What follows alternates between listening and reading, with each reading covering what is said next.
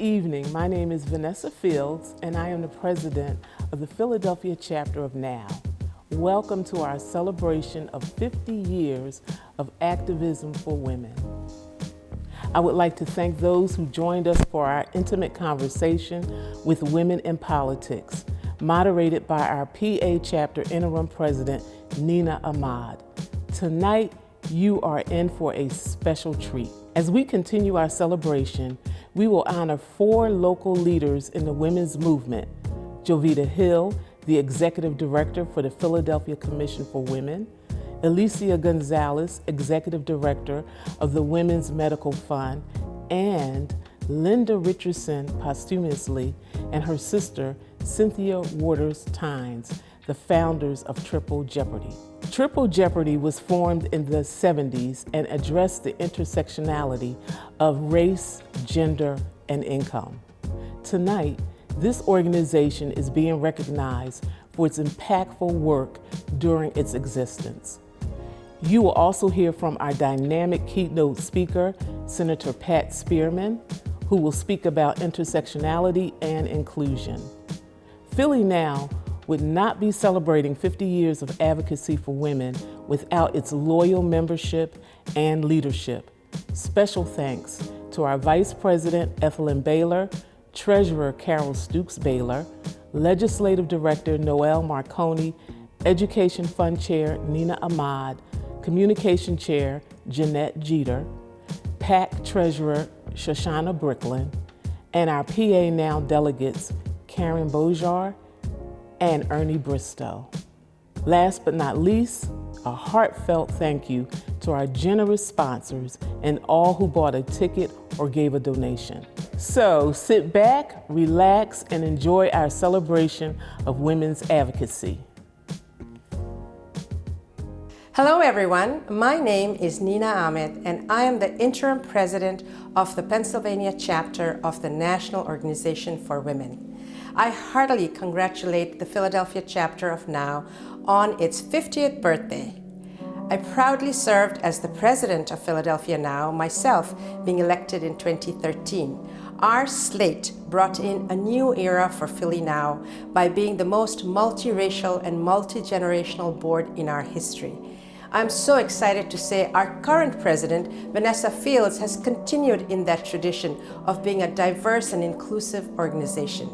With her background in labor union organizing, she has successfully implemented strategy to attract many new members with exciting programming and a welcoming atmosphere. During this past year, Philly NOW's advocacy work has included amplifying issues of racial inequality in the 1st Judicial District, as articulated in the 2019 CURE report, voicing concerns about the city's problematic rollout of the COVID-19 vaccine and the disproportionate impact of the pandemic on women and communities of color, and beginning a critical conversation about reparations with our first town hall titled Moving Forward on Racial Equity. An endorsement from the Philadelphia NOW PAC is coveted by candidates, and that PAC continues to do its extensive due diligence before endorsing candidates. Philadelphia NOW is an important voice in the city, standing up against injustice even when others might feel afraid to do so. And I hope all of you will generously support Philly NOW to continue to be the conscience of Philadelphia. There is a new day at Pennsylvania NOW. We are undergoing leadership transition so we can continue to work tirelessly to realize a broad vision of progress for women, which is predicated on intersectionality and inclusion. We are firmly committed to support and work with Philly NOW and all our chapters across Pennsylvania. We are continuing to chart the path for full equality for women by engaging new members and energizing our current members, and advocating boldly for issues that empower us. Despite the many gains made in the last half-century, much remains to be done to ensure the promise of equal opportunity for all women. As articulated by National Organization for Women, the main focus of both PA NOW and Philadelphia NOW include reproductive rights and justice, economic justice, ending violence against women, racial justice, LGBTQIA rights, and constitutional equality. Thank you to all of you and hope you enjoy the celebration. You're broken down and tired of living life on a merry-go-round, and you can't find the fighter, and I see it in you, so we can walk it out and move mountains, and we gon' walk it out and move. And I'll rise up, I'll rise like the day, and I'll rise up, I'll rise unafraid, I'll rise up, and I'll do it 1,000 times again. And I'll rise up, I'll rise like the waves, and I'll rise up in spite of the ache, and I'll rise up, and I'll do it 1,000 times again. For you, for you, for you, for you.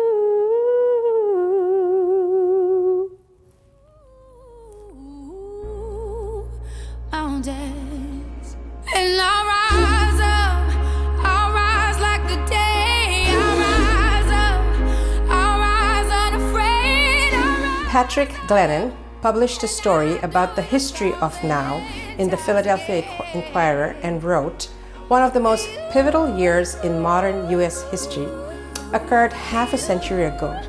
1968 was tumultuous. The Reverend Dr. Martin Luther King Jr. and Robert Kennedy were assassinated, and haunting images from Vietnam cast doubt on the legitimacy of the Vietnam War as U.S. soldiers continue to perish in the conflict. Despite the bleak political environment and ever-present specter of violence, activists of all stripes continue to fight for a positive vision of society.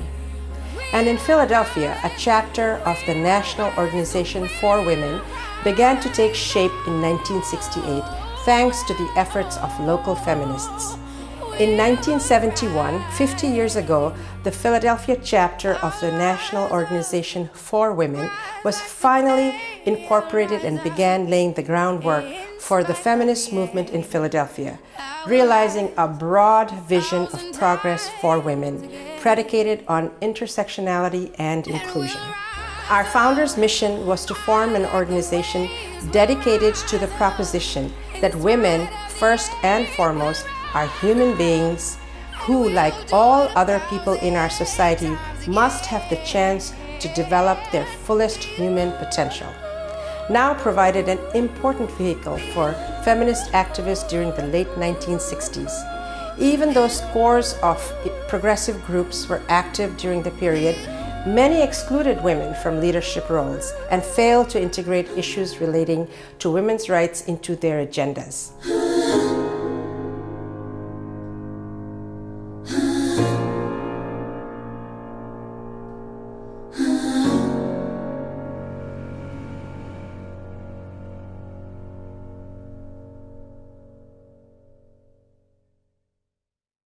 Shirley Anita St. Hill Chisholm was the first African-American woman in Congress and the first woman and African-American to seek the nomination for President of the United States from one of the two major political parties. Her motto and title of her autobiography, Unbossed and Unbought, illustrates her outspoken advocacy for women and minorities during her 7 terms in the U.S. House of Representatives. Like Chisholm, Jovida Hill, too, is an outspoken advocate for women and minorities, which is why we are honored to present her with this year's Shirley Chisholm Award. Jovida Hill was appointed by Mayor Kinney in June of 2016. Prior to joining the administration, she was an award-winning writer and producer of more than 200 films and videos for the education, broadcast, and training markets. Her work has included the civil rights documentary series In the Land of Jim Crow, which documents poignant first-person accounts of the African-American struggle for justice and equality. The series Reinventing Democracies, and the series Celebrates, which introduces children to multicultural celebrations that herald our differences to amplify our similarities. A founding member of the African Sisterhood of Women Gather Conference, Hill currently serves on the boards of the Black Women's Health Alliance and the Logan Square Neighborhood Association. Jovida, thank you for your grassroots activism and service to the women of Philadelphia. Congratulations again on receiving the 2021 Shirley Chisholm Award, presented by the National Organization of Women Philadelphia Chapter. Ethelyn, thank you very much for this honor tonight, and thank you to the entire board and membership of the Philly chapter of the National Organization for Women. I can't tell you what an honor it is for me, not only to receive the Shirley Chisholm Award, but also that tonight's celebration is being shared with 3 other women who have dedicated their lives and actually their careers to supporting Roe v. Wade, a woman's right to choose, and reproductive health and reproductive rights and reproductive justice. So it's an honor, and especially for me, to be sharing tonight's celebration with my dear friend and mentor, Linda Waters Richardson. Now, thank you very much for this award. I am very grateful. Anna Pauline Pauli Murray was an American civil rights activist who became a lawyer, women's rights activist, Episcopal priest, and author. Pauli Murray joined Betty Friedan and others to form the National Organization of Women, also known as NOW, in 1966. U.S. President John F. Kennedy appointed Murray to the Presidential Commission on the Status of Women in 1961. And in 1963, she became one of the first to criticize the sexism of the civil rights movement in her speech, The Negro Woman in the Quest for Equality. Like Pauli Murray, Elicia Gonzales is not afraid to challenge the status quo. Elicia became the executive director of the Women's Medical Fund in July of 2017, where she is responsible for driving the Women's Medical Fund toward the achievement of its mission while ensuring the sustainability of its operations. Elicia is helping the Women's Medical Fund in its evolution towards centering racial and economic justice within abortion funding. She has worked in the social justice field for more than 19 years on issues ranging from reproductive justice to queer Latinx social justice. She is a licensed social worker and has master's degrees in social work and human sexuality education. Elicia has also served as adjunct professor at Widener University's Center for Human Sexuality Studies. Elicia, thank you for your grassroots activism and service to the women of Philadelphia. Congratulations again on receiving the 2021 Pauli Murray Award presented by the National Organization of Women Philadelphia Chapter. It is with tremendous gratitude and deep humility that I accept this award from the National Organization for Women, named after Pauli Murray. And to be transparent, I feel incredibly undeserving of an award, especially one named after Pauli Murray, who just by simply living their life were able to move mountains and create a kind of world that allowed me, a young queer Latina growing up in Denver, Colorado, to be able to go and fight for what I believe in, and to be able to be my true self, and to fight for the very same things that Pauli fought for in their lifetime. I really look up to the work and know that I stand on the shoulders of Pauli and others who fought tirelessly and continue to fight for the collective liberation for all folks. And I feel both humble and hopeful that we are in a time now in our society that we can fight so that everybody, regardless of their gender expression, who they love, who they have sex with, whether or not they want to have an abortion or not, are able to live freely and with our full humanity intact. And so I accept this award, but not for myself, but for the fight that is within all of us, to remember the little girls inside of us that were walking around our neighborhoods carrying swords and thinking that we are invincible and taking over the world, to the insecure older woman who hasn't put on makeup for over a year and is now at her house because of COVID restrictions preventing us from doing this in person. But I do this for everybody, and I do it with humility and appreciation for all of you, for noticing and for naming the kind of work that I believe in, that I hope that we all can join forces to fight for collectively. Thank you so much. A transformative force behind one of the city's premier annual cultural events, Ernesta Ballard was also a leading local and national figure in the campaign for equal rights for women and a founder of the Philadelphia chapter of the National Organization for Women. She saved the Philadelphia Flower Show and transformed it from a historical beauty show into a spectacular international educational event. Ballard was also known as the godmother of Philadelphia feminism. Not only was she a founder of Philadelphia Now, she campaigned for the Equal Rights Amendment and abortion rights. Furthermore, Ballard is a co-founder of Women's Way, a seminal Philadelphia fundraising group that supports an array of women's organizations and causes. Like Ernesta Ballard, Linda Richardson and Cynthia Waters has worn many hats over the years. But championing women's rights remained their top priority. Founded in the early 1970s, Triple Jeopardy was a collective of 5 women determined to address issues impacting women of color. One of the group's main accomplishments was their influence on other women's organizations that lacked much of a perspective on racial justice issues. Triple Jeopardy counseled women on patients' rights and pregnancy options and advocated for those who had been denied social services. Throughout its relatively brief existence, Triple Jeopardy also worked closely with the Pennsylvania Welfare Rights Organization led by the late State Senator Roxanne Jones. In 1974, Triple Jeopardy led a demonstration to protest the unfair treatment of a woman on welfare that had recently given birth and was being mistreated. As a result, St. Joseph Hospital was pressured into forming one of the first community boards, which has had a lasting impact on hospital policy over the years. Cynthia Waters and her sister, Linda Richardson, made a major contribution to Philadelphia's racial justice movement and to the local's women's health movement. Sadly, Linda Richardson passed on November 2, 2020.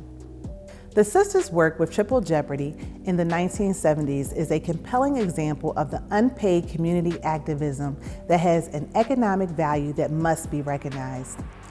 Cynthia and Linda, thank you for your grassroots activism and the service to the women of Philadelphia.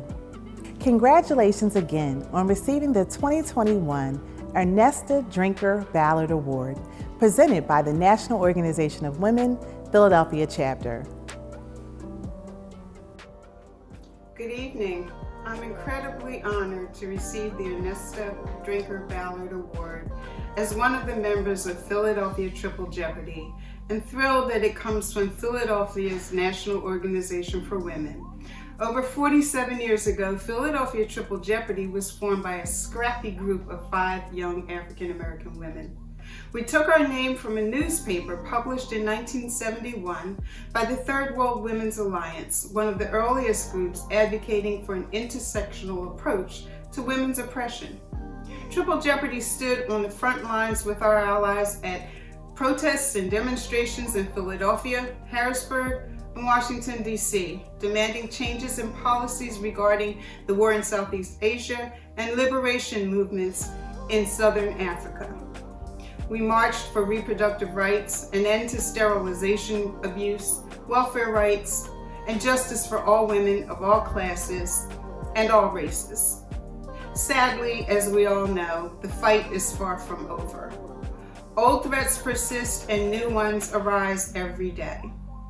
To our local sister groups of that time, Welfare Rights Organization, Women Organized Against Rape, Women's Health Concerns Committee, and Choice, to name a few, and our brothers-led organizations, the Black United Liberation Front, Yellow Seeds, Community Assistance for Prisoners, and the Young Lords, I applaud you for adding us to the table and becoming our allies. and to a few of the many women who inspired us then and now. Fran Beal, Shirley Chisholm, Barbara Smith, Helen Rodriguez Trias, Bell Hooks, Angela Davis, and Fannie Lou Hamer. I honor you. I want to recognize 3 other talented and tenacious members of our cadre, Murtis Rubin, Emma Canty, and Rosalind Redding, in addition to our brilliant, beautiful, guiding force, my sister Linda. I feel her presence and that of my mother, Bertha Waters, who lived 95 years, a humanist, feminist, and champion for social justice. Both left a significant legacy. Sitting next to me is that legacy. I want to also thank the National Organization for Women. My mother's legacy was regarding systemic issues and facing the issues that were impacting our community in systemic ways. And 50 years ago, it would not have been imagined that the Pennsylvania Legislative Black Caucus would be headed by an African American woman in Representative Donna Ballard, who's taking on systemic racism in policies that are looking at racial justice and health equity, and looking at ways to be able to codify those things in state law. My mother's legacy lives on in the women that she supported. Thank you very much for this award. We're proud of her, we're proud of my Aunt Cynthia, and we're proud of all the women who's worked towards this goal. Thank you. I am light, I am light. I am light, I am light. I am light, I am light. I am light, I am light. I'm not the things my family did or any of the voices in my head. I'm not the pieces of the brokenness inside. I am light. I am light. I am light. I am light. I am light. I am light. Hey, yeah. I am light. I am light. I'm not the color of my eyes. I am not the skin on the outside. I am not my age. I am not my race. My soul inside is all light. Oh, light. Oh, light is all light.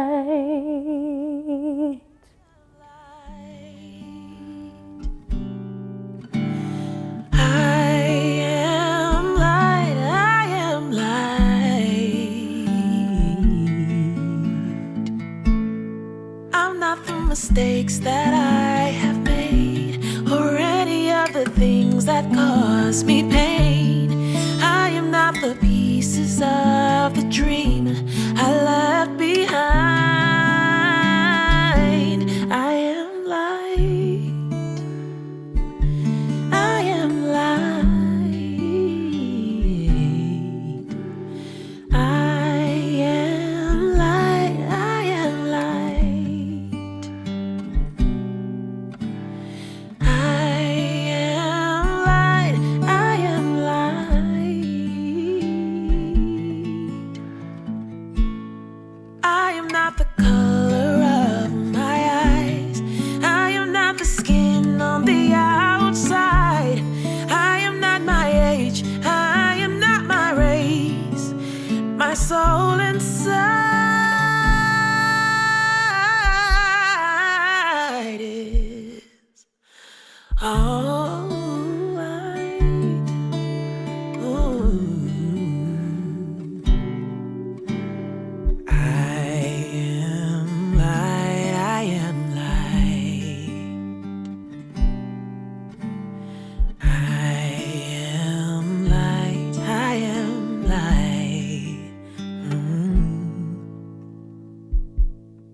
I am divinity defined.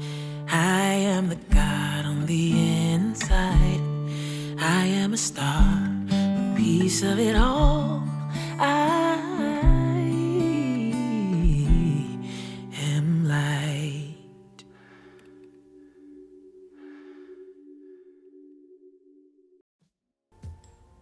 Persistence, courage, and initiative. Dr. Patricia Spearman embodies that of many struggles surpassed to obtain the American dream. From being one of the first African American girls to integrate her school system, to being the first openly LGBTQ+ member of the Nevada State Senate, she understands that her story is made by taking a step forward regardless of all the battles that want to push you back. Senator Spearman was first elected in November 2012 to the Nevada Senate, becoming the first openly lesbian member of the Nevada legislature. Before being elected senator, Spearman served in the United States Army for 29 years, reaching the rank of lieutenant colonel, was a pastor, and held several public service positions. The National Organization of Women Philadelphia chapter is both excited and grateful to have Senator Pat Spearman join us this evening to deliver the keynote address as we celebrate 50 years of grassroots activism. Ladies and gentlemen, the Honorable Dr. Pat Spearman. Well, hello there, Philly Now. First of all, let me say congratulations. I see that you are celebrating 50 years of service, 50 years of service in the Philadelphia area. This is awesome. And I'm looking at the honorees. Congratulations to all of the 2021 honorees.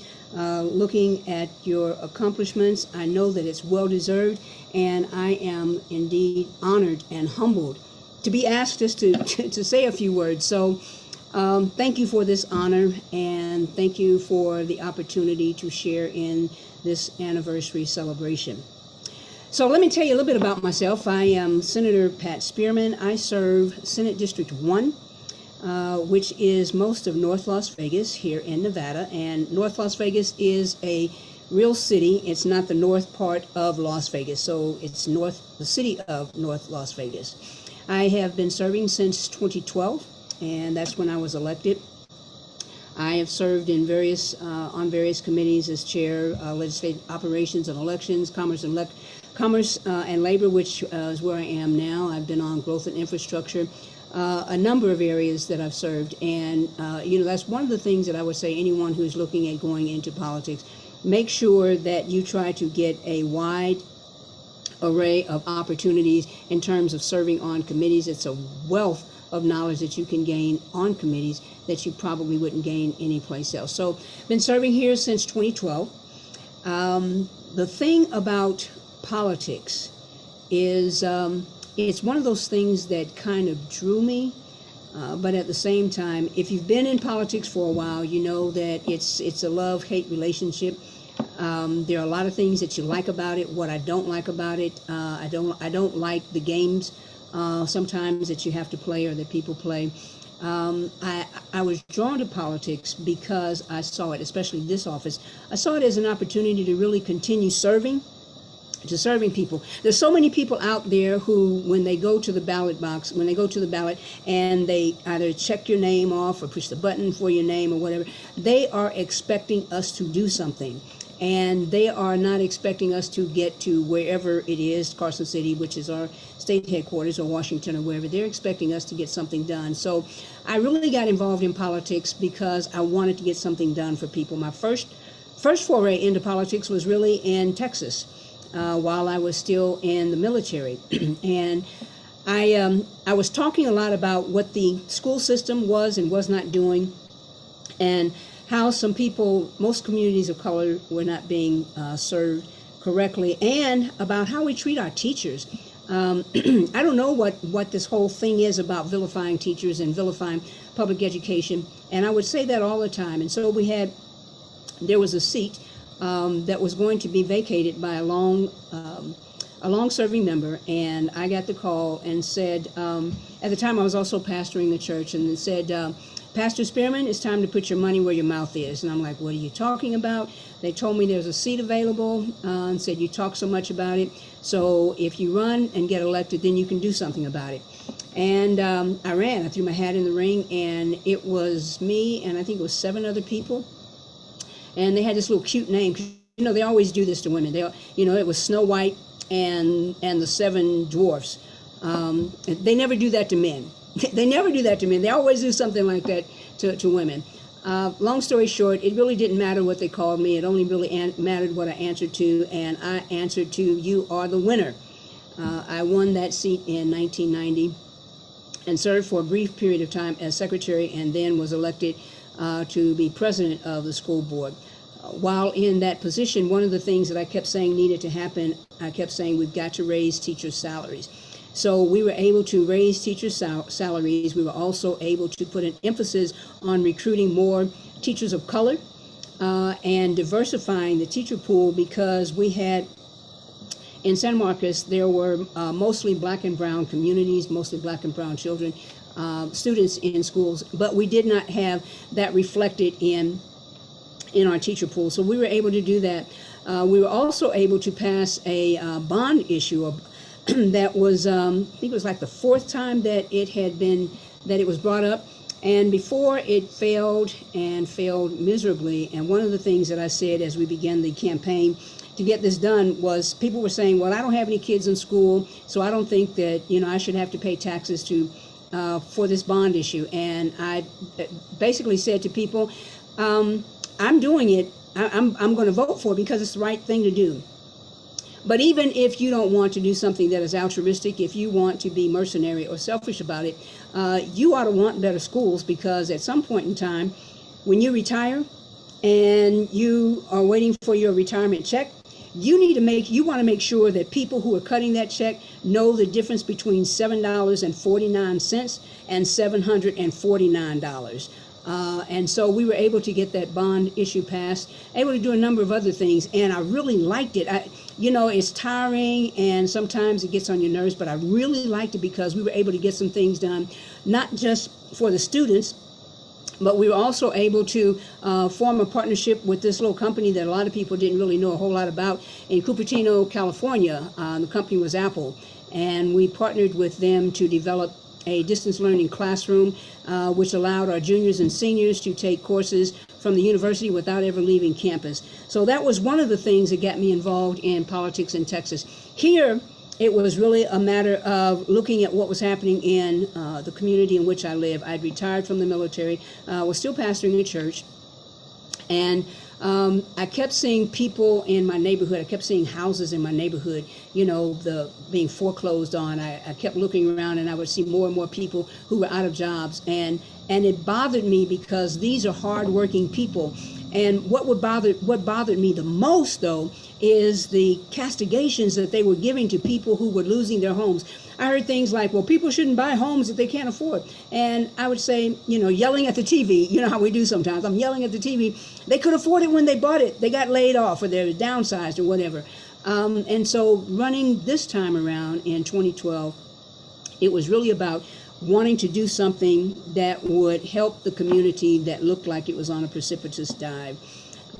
So I ran and I won and have been able to do a number of things. One of the things that I'm really proud of, and that is the fact that I was able to carry the Equal Rights Amendment here in Nevada, and with the help of so many people.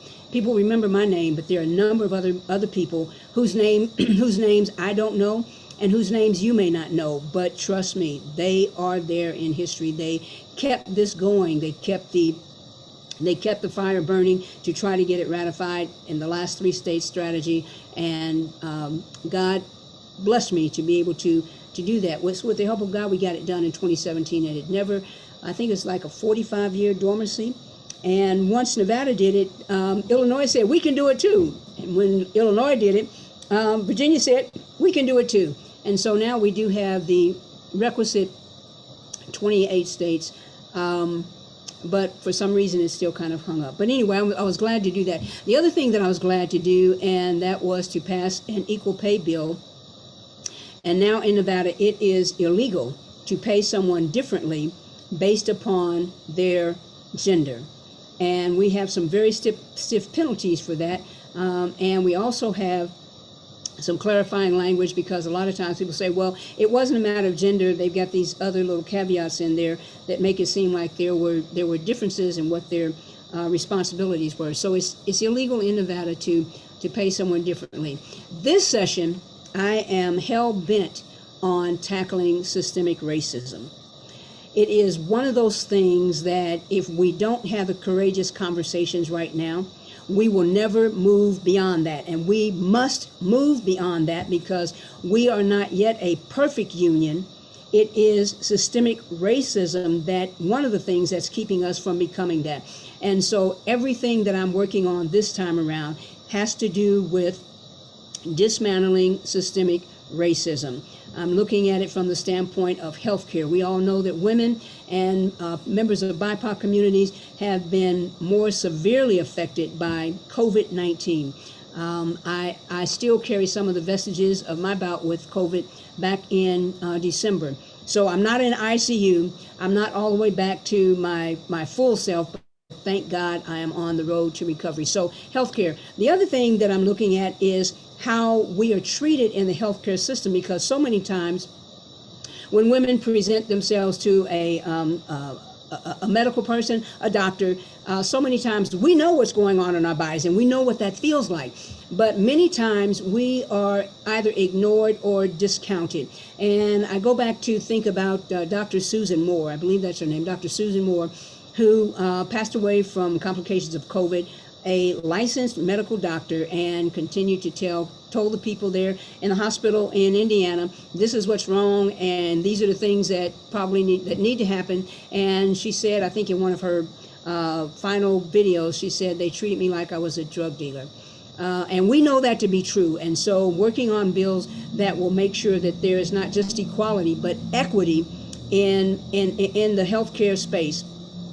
Also looking at ways that we might be able to expand economic opportunities for people who have typically been left behind and left out.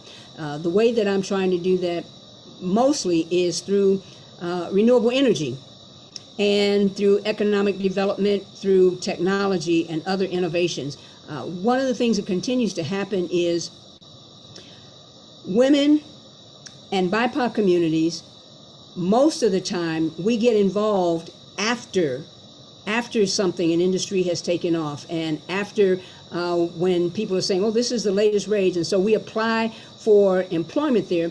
I want to make sure that this time around we're not applying for employment, but we are the ones that are sending notices out that we're ready to hire someone. And so trying to make sure that we are doing economic development for others. Let's see here. Someone asked, says, what has that experience been like? I jokingly said earlier to someone, I could tell you what that is, but I don't curse.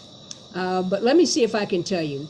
There are good days, and then there are days when I say, oh my God, what in the world am I doing? And I just feel like throwing up my hands and saying I'm done with it. But then I stop and I think about the people who don't have a voice.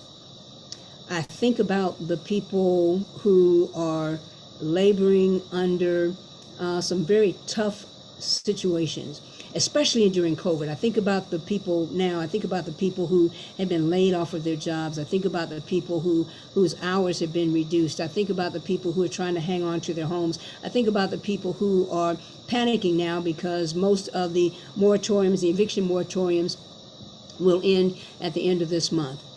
So the experience is one of profound joy and excitement, but at the same time, sometimes it can be one that makes you just wonder, why am I doing this? Or sometimes the frustration is, how come you can't understand this? You know, as you're trying to convince colleagues or trying to make your case to colleagues that a certain piece of legislation needs to pass. It's like, can't you see this? Don't you know? Don't you understand? I had a bill that I testified on today, and the bill would make sure that collections company and home HOAs, homeowners associations, to number one, they could not increase the HOA fees or HOA dues until January 2022. The other thing was to put a moratorium on home foreclosures. And you would not believe how many people thought that that was just so onerous. While, you know, homeowners, HOAs have budgets that they have to meet, et cetera, et cetera, et cetera. And I said, and so do the people that we're trying to protect right now. And it was almost as though my words were hitting a brick wall, because I continue to have people say, well, if you take that out, then we can support it. No, we're going to leave that in, because there are a lot of people who need this this legislation just to move forward.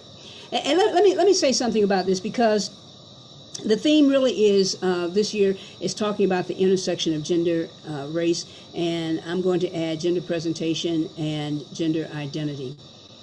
You know, as you look at how systemic racism has thrived, not just in this country but in the world, but if you look at how it has thrived, it is at the intersection of race or ethnicity, gender, and gender identification. So I am a black woman. That's already in the game of baseball, that would already be 2 strikes against me. I happen to be glad that I am who I am, and I happen to be glad that I'm black, happen to be glad that I am a woman. But then you throw in there the fact that I'm also a member of the LGBTQ community. Now, how in the world are you going to survive? How are you going to be able to succeed? Well, let me tell you how you do that. You own your own truth and not be embarrassed. Don't let anyone embarrass you about who you are and how God made you. When you look at the intersection of those 3 things, I think that's one of the things that has made me an effective legislator, because I know what it feels like to be discriminated against because I'm a woman. I know what it feels like to show up and women have never been there before. I know what it feels like to show up and people are trying to keep blacks or African Americans out. I know what it feels like when people have homophobic attitudes. I know what all of that feels like. And I often say to people, I've been fighting these fights all of my life. And so now I'm in a place where I can fight them with the leverage of being an elected official. The experience itself is one that is not for the faint of heart. But I would also say this: if you are thinking about going into politics, please think long and hard about it. And if you have a desire to help people, please join the ranks of the elected officials. And it doesn't have to necessarily be at the state level, it doesn't have to be at the federal level. You might want to start at the municipal level. The municipal level needs people who are leaders and who are unafraid to speak truth to power. I often say to people that we keep talking about how we want the president to deal with police reform. But you know what? Police reform really starts at the municipal level, because it is the mayor and the city council members who seek out the police chief and hire him or her, and they are the ones that approve the personnel policy. So if you really want to make a difference, then look at municipal government. Then you can look at county government or state government. Wherever your talents might take you, do not be afraid to look at that, and then do not be afraid to go for it. And people will tell you you can't do it. People will tell you that you can't make it. People will try to talk you out of it in various and sundry other ways. Some people might even try to, there were some people who told me, you better not run. And I'm like, what? What did you say? You better not run. What do you mean I better not run? Well, I just don't think, if you decide to run, then there'll probably be some consequences. People who know me know that telling me that I can't do something when I know that I can, and I know that I won't, a pit bull sick 'em. And so when people were, quote, trying to threaten me out of running, I simply leaned in and did everything that I could do to make sure that I won. There were people who didn't believe that I was going to win because I was running against a 15-year incumbent. There were people who told me that they weren't going to give me money because they didn't think I was going to win. Well, here I am. And the margin of victory was 63% for us and 37% for the other team. If you are looking at running for office, figure out where your talents are. Figure out where your skill set is. And then find the passion and the fire in your belly. Let that lead you forward into the foray. Maybe you have a primary. Win the primary and then go into the general election. And then once you are elected, remember why you ran. Remember why you ran. And if you're running for all of the right reasons, when you feel like you've been dejected, when you feel like you've been rejected, if you ran for all of the right reasons, you will be able to rekindle that fire in your belly, and you'll be able to stand up and say, this is why I'm here. These are the people that I'm fighting for. And as long as my voice is being heard, then the voices of those who we think are voiceless, those voices I will bring to the table, and I will make sure that people hear them, people understand their plight, and we do something to make their lives better. So the advice that I would give you if you're thinking about running for politics or running for office and getting involved in politics, I would say to you, run, run, run. It won't be easy, but it'll be worth it. Sometimes you may have to cry, but it'll be worth it. There will be times when you even have to walk alone because you're carrying legislation that is politically unpopular. Keep going. Keep going. Remember why you ran. And remember the people for whom are depending on you to be their voice. They are depending on you to make sure their plight is heard and considered. They are depending on you because they will not sit in the chair that you sit in or be in the place that you're in as an elected official. But they're depending on you. They're depending on you. So Philly Now, thank you for the opportunity to come and share this with you. I have really enjoyed this time. I hope that I haven't gone over. It's always a pleasure for me to talk to, especially women who are in the struggle for equality and equity. Thank you so much for this opportunity. And I hope that there will be another time when we are not under COVID restrictions and we can all gather together. Would love to see you all in person. So thank you so much. Take care. God bless you. Run, run, run. I hope you enjoyed our celebration of 50 years of activism for women. Congratulations again to each of our honorees, and thank you, Senator Pat Spearman, for such an inspiring keynote address. I'd like to thank all of our sponsors who made this year's event possible. Thank you again to all of our Philly Now members and executive board who are on the ground doing the real work day in and day out. Thank you to SCH Entertainment for booking our lovely student performers, dancer Simone Gadlin and singer Soliel Brown Alexander. And a special thank you to 777 Media for our video production, and HiTouch Enterprises for Elicia Harris-Williams, who was this year's event producer. Please visit our website for more information about Philly Now and to join our organization. Don't forget the May primary is on Tuesday, May 18th. All elections are important. Whether you vote in person or by mail, vote. Take care, stay safe, and have a great evening.